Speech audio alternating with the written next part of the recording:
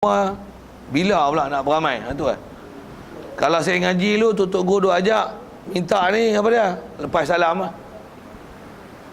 Assalamualaikum warahmatullahi. Allahumma inna nas'aluka ridhaka wal jannah. Assalamualaikum warahmatullahi wabarakatuh. Na'udzubika min sakhatika wan nar. Habis-habis tak beramal tak lain, beramal tak tu. Pasal benda tu mahal tu. Mahal tu pasal dia doa tu besar tu. Kalau tambah baca Quran, faham. Tempat ada cerita syurga, baca doa ni. Baca apa? Innalil muttaqina mafaza. Allahumma inna nas'aluka ridhaka wal jannah. Wa hadaiqa wa a'naba. Hadaiqa wa a'naba. Wa kawa'iba atraba. Sampai lagi ayat neraka pula. Inna jahannama kanat mirsada. Allahumma inna na'udzubika min sakhatika wan nar. Inna syajarataz zaqqum ta'amul asim. Allahumma inna na'udzubika min sakhatika wan nar. Sampai ayat neraka minta lindung. Baca tu. Memang itu ialah antara doa yang disuruh baca. Memang ayat dua perkataan doa ni memang mahal kan. Beramai ni. Tambah kalau kita duduk baca Quran, boleh perhati pula makna dalam Quran tu. Kalau ada syurga, minta nas'aluka ridhaka wal jannah. Sebut tajri min tahtihal anhar khalidina fiha abada. Sebut tajri min tahtihal anhar, sebut jannah apa? Nas'aluka ridhaka wal jannah. Sebut fi nari jahannam. Fi nari jahannam tu na'udzubika min sakhatika wan nar.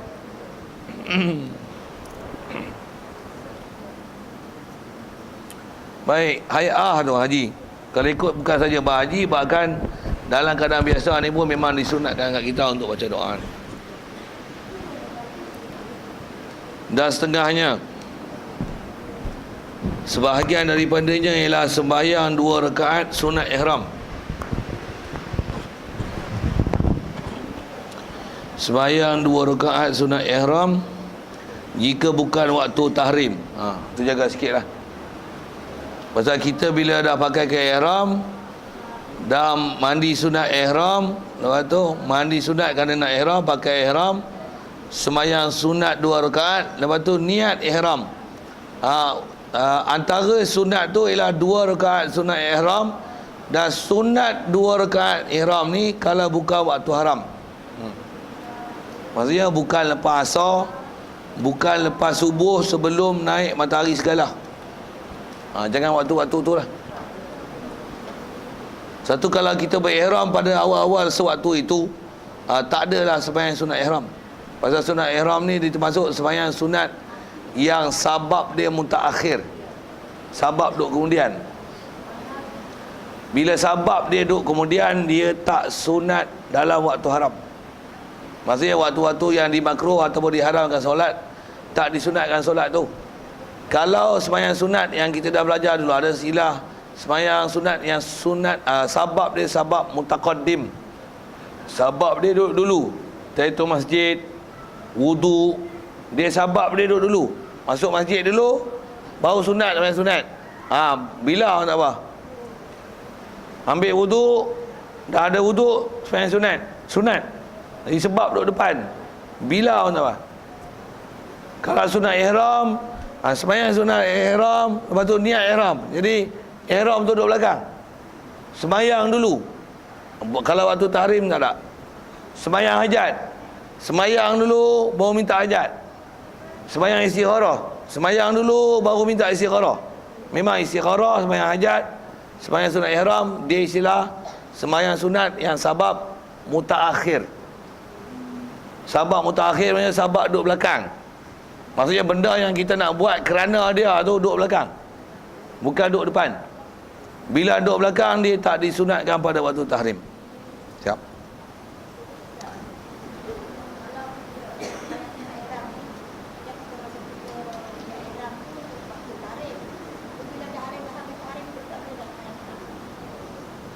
Bila dah habis tahrim pun tak boleh dah sembahyang sunat. Bagus soalan tu. Soalan ditanya ialah kita berihram dalam keadaan waktu tahrim kan.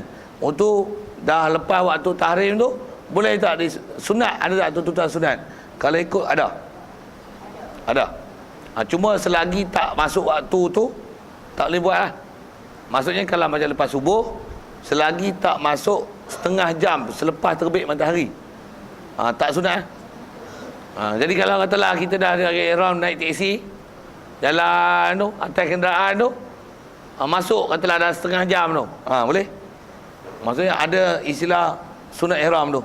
Macam mana pun ada bahasa ulama sikit dari sudut jarak tu.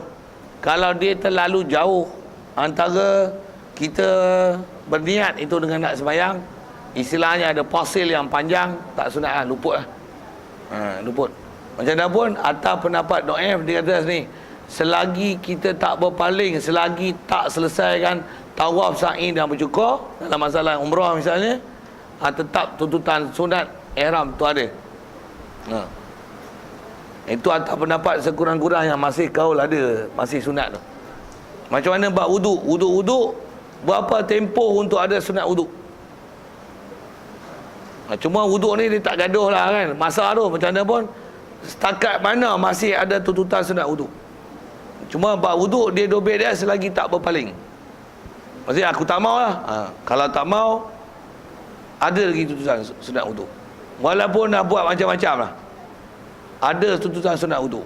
Macam mana pun sembahyang, ambil wuduk terus sembahyang duha, dah masuk sunat wuduk lah kat duha. Pasal sunat wuduk dia boleh masuk dalam bab solat yang lain. Cuma masalah yang sebut tentang selang tu lah tadi. Selang tu antara niat ihram dengan nak sembahyang. Kalau selang jauh, luput lagi lah. Macam mana pun atas pendapat yang Do'if saja, yang dia kata kalau selagi tak tawaf, selagi tu ada niat ihram. Tapi kalau ikut dobek dia, jangan ada istilah pasil yang panjang. Okey.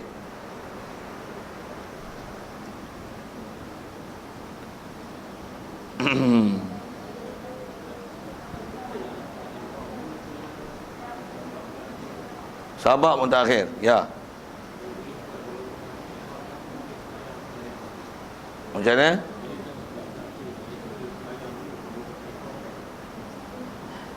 Tak, pakai ihram dulu mau sembahyang.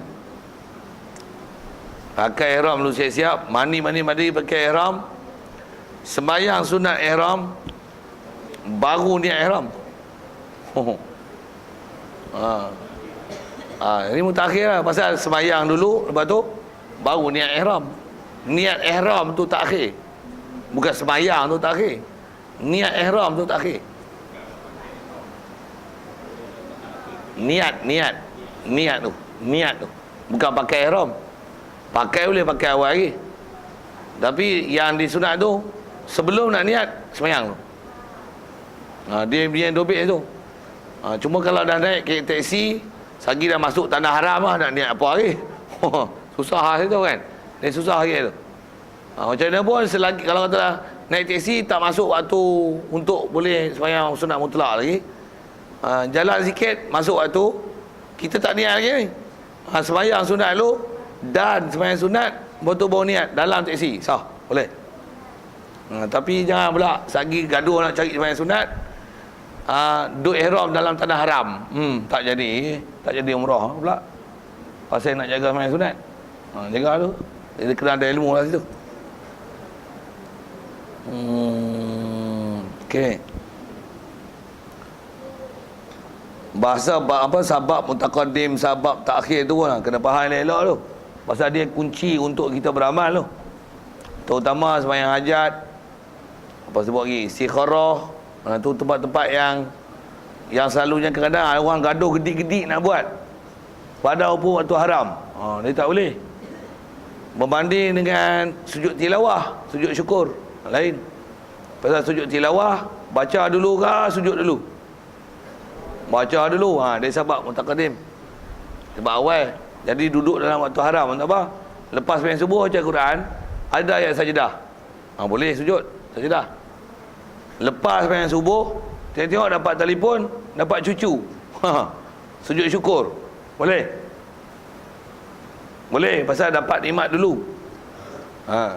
Sujud tu pasal datang nikmat, bukan sujud minta nikmat. Kalau sujud minta nikmat tu sembahyang hajat. Sembahyang hajat, sembahyang dulu baru minta hajat. Ya Allah, ya Allah, ya Allah. Istikharah, sembahyang dulu baru minta istikharah. Walaupun kita sembahyang tu sembahyang sunat istikharah, tapi nama ada istikharah. Tapi istikharah tu bila? Lepas sembahyang tu, mau istikharah. Ya Allah, ini astakhiruka, apa minta lah. Hadza in kana hadzal amru khairan li wa dunya ya wa akhirati afaqdirhu li wa yassirhu li. Jadi doa tu lepas pada sembahyang. Bukan sabab duduk depan tak. Sembahyang untuk istikharah, tapi istikharah lepas sembahyang. Sembahyang untuk hajat minta lepas sembahyang. Kalau minta awal pun dia tak panggil sabab mutaqaddim. Pasal memang sembahyang hajat dia istilah sabab mutakhir.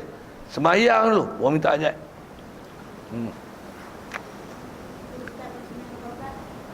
Sama. Sembahyang taubat pun kalau ikut dia masuk dalam sabab mutakhir. Jadi maksudnya kalau bukan waktu yang disunatkan sembahyang, ada waktu tahrim tak boleh buat. Sembahyang taubat pun kalau ikut di atas nama yang taubat, kalau ikut dia tak panggil takdim takhir tu, tapi kalau atas kata dia grup takhir. Pasal kalau istilah sembahyang taubat tu maksudnya sembahyang untuk taubat. Memang kalau atas panduan ulama-ulama kita yang ajar sembahyang sunat taubat ni, dia sembahyang sunat dulu. Sembahyang sunat kerana nak taubat. Jadi suruh bersihkan diri, mandi pun mandi sunat taubat, tak taubat lagi. Mandi itu kerana nak taubat, sembahyang tu sembahyang kerana nak taubat. Jadi sabab mutakhir. Kalau ikut taubat boleh taubat sebelum tu lagi. Tapi di atas peraturan tu dibuat sebelum taubat. Sebelum taubat yang nama taubat rasmi tu.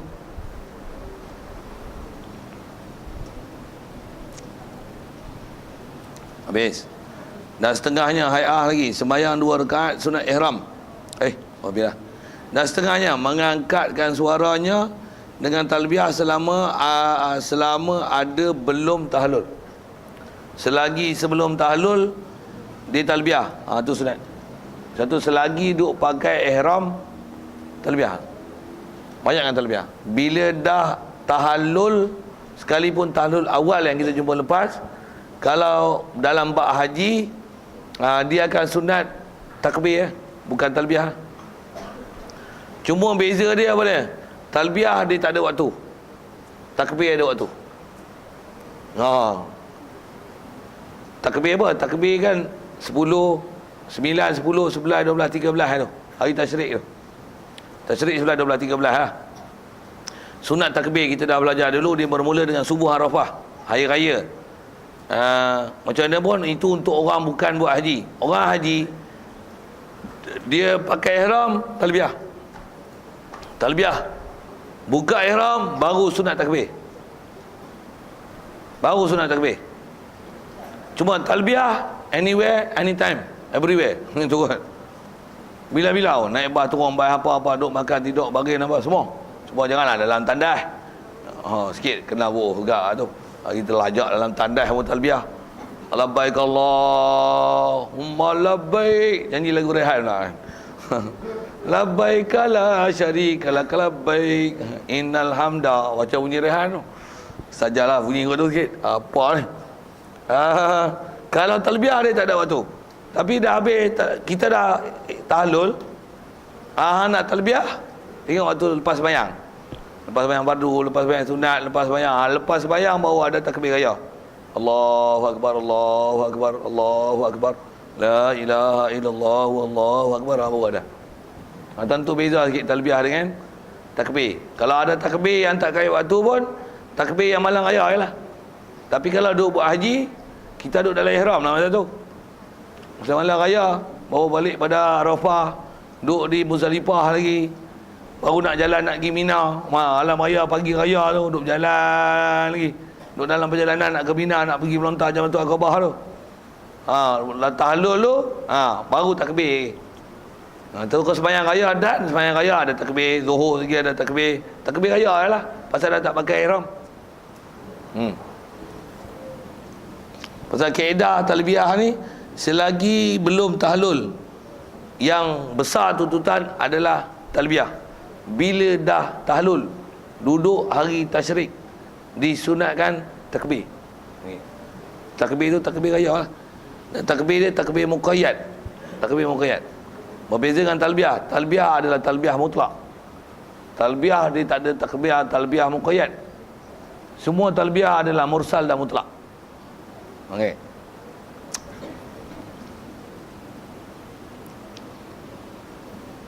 Dan setengahnya sebahagian daripada sunat hay'ah lagi dalam haji. Masuk ke Mekah dahulu daripada wukuf di Arafah. Sebelum wukuf masuk lu Mekah. Buat apa? Nak tawaf kudum. Pergi Mekah dulu. Sekalipun kita daripada Madinah masuk turun ke Arafah, sebelum ke Arafah pergi Mekah dulu. Maksudnya masuk Masjidil Haram dulu supaya dapat tawaf kudum. Baik, selesai. Dan sunat membaca khutbah pada hari yang ketujuh, kemudian daripada sembahyang Zuhur. Sunat khutbah pada hari yang ketujuh. Tujuh mana? 7 Zulhijjah. Kemudian daripada sembahyang Zuhur, lepas sembahyang Zuhur baca khutbah. Khutbah apa? Khutbah untuk persediaan haji. Pasal 7 Zulhijjah belum untuk wukuf apa lagi, wukuf 9. Jadi hari ke-7 Zuhur, lepas sembahyang Zuhur ada khutbah. Khutbah apa? Khutbah untuk orang yang bakal haji. Ada syariat itu. Tapi kira hari 7 lah. Kalau kita hari tu 9 hari Jumaat di Mekah sana tu, hari Rabu lah. Hari Rabu tu lepas Zuhur ada khutbah tu. Cuma buat tak buat tu tak jadi mana. Selalu ada. Yang orang tu dah khutbah siap. Tapi kalau ikut dalam kitab ada sunat khutbah pada hari ke-7. Cuma rasmi kerajaan Arab Saudi dia buat tak buat tak tahu. Kalau ada pun orang Melayu kan tak peduli. Kena faham lah. Dia orang tak duk syarah apa tu. Baik. Demikian lagi membaca khutbah pada hari Arafah di Masjid Ibrahim dahulu daripada sembahyang Zuhur. Masjid di Arafah, memang di Arafah ada sebuah masjid nama Masjid Ibrahim. Jadi sebelum Zuhur, pasal Zuhur waktu mula wukuf, bermula waktu wukuf, sebelum Zuhur baca khutbah. Buat apa tu? Cerita tentang khutbah apa? Nak khutbah apa? Khutbah cerita wukuf semua. Bab haji. Tentang kelebihan dia, masa dia, apa dia. Baca hay'ah dia, rukun, wajib haji, apa dia, gini, melontar macam ni. Lepas tu bagi peringatan, yang ni masalah, salah, yang ni salah betul. Yang ni bak kena dam, tak kena dam, jaga, tabung haji tak minta pun kena bayar. Weh, kena gedar. Oh, cerita apa? Bagi peringatan tu. Selesai. Jadi selalunya buat-buat benda ni kalau kerajaan lah. Kalau kita yang tak kerajaan ni, yang tak ada kerajaan, pergi sana tak ada kerajaan lah kan. Di sana mana ada menteri esko apa. Kalau ada pun tak panggil menteri lah. Dia bukan boleh perintah. Jadi pandai-pandai lah kita susun. Tengok grup je lah. Kalau Malaysia, jemaah Malaysia tak, berapa puluh ribu orang ada tu. Kita kan duk bodoh itu ya. Susun lah kita punya sistem. Bila nak khutbah tak? Hari 7 ada. Sebelum hari Arafah pun ada lah. Jadi kita buatlah grup je lah. Nak tunggu semua dengan Arab Saudi nya, dia buat pun. Dia buat, kita buat. Kita. Itu kata kena ada ilmu. Kita buat. Satu kalau lagi ada orang yang reti ada ilmu dan dia susun elok untuk kita. Oh best tu. Pergi dengan orang geng-geng tu. Baik.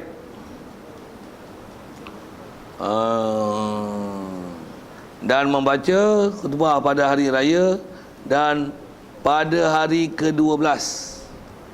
Begitu juga ada sunat khutbah pada hari 12. Buat apa? Cerita nafar awal, nafar sani. Kalau hari raya, khutbah raya lah. Yang ada sembahyang Aidil Adha. Banyak khutbah tu. Dan setengahnya mandi sunat ihram. Dan mandi sunat dukhul Mekah. Sebelum masuk Mekah pergi mandi dulu. Dan mandi sunat wukuf. Sebelum wukuf di Arafah mandi dulu. Dan mandi sunat wukuf di Masy'aril Haram. Bahasa lain Masy'aril Haram adalah Muzdalifah. Dan mandi tiap-tiap hari kerana nak melontar jamrah hari tasyrik. Hari 11, 12, 13 setiap nak pergi melontar mandi dulu. Mandi sunat kerana nak melontar jamrah 3. Adapun melontar jamrah tu Aqabah tak sunat mandi. Pasal dia dekat dengan mandi raya. Pasal malam raya mula dah sunat mandi raya. Jadi boleh mandi raya dah awal-awal. Jadi dah mandi raya untuk melontar Jamratul Aqabah hari 10. Tak sunat mandi khas untuk melontar Jamratul Aqabah. Dah sunat ziarah ke Madinah kemudian daripada selesai mengerjakan haji. Asal sunat buat ziarah ke Rasulullah selepas buat haji. Macam mana pun kesempatan yang ada, pakailah kan. Ziarah dulu boleh. Ataupun haji apa-apa pun tak ada, pergi ziarah Madinah boleh, pergilah. Ada duit pergi, nak ambil mahal murah ke pergi. Kalau nak paling lengang, nak ajak bila pergi umrah lepas vaksin orang balik bekah, lebih kurang sebulan lah buat pergi. Sebulan lepas musim haji, okey dah bulan Muharram, pergi umrah bulan Muharram cukup best. Tawah 15 minit 7 pusing. Dekat 15 minit. Saya pun cerita lah, boleh saya tak pergi. Tapi suasana tu tahu. Tapi pergi bulan Ramadan siap. Bulan Ramadan bulan paling sesak antara sesak. Selalunya musim haji orang dah balik, tu bulan Muharram bulan best. Fikir haji pun murah. Orang tak apa dah. Anak mahal tu musim cuti sekolah, musim semester tu mampu hang. Fikir apa? Zamrud, nilam, platinum, gold. Tak main lah gangsa, besi buruk. Tak main lah, aluminium tak main lah. Tak faham sudah saya sebut pasal apa tu kan. Dia batu pun, batu akik tak ada lah kan. Tak ada lah fikir batu akik lah. Dia batu apa? Zamrud. Tu nama-nama batu tu. Batu apa nama? Nilam, permata tu. Akik, fikir akik tak jumpa. Tambah batu granite, batu jalan raya, batu sungai. Pakej tu tak jumpa. Tak faham sudah. Faham tu. Dia orang ni bukan tak kaji balara. Okey, siap. Kalau ikut apa kita baca tu selesai. Bapak Sulun, ini suatu pasal dah haram atau orang yang ihram 10 perkara. Yang ni dia sebut pantang larang dalam ihram. Di situ dulu. InsyaAllah pasal tu sambung akan datang. Soal kalau ada tak?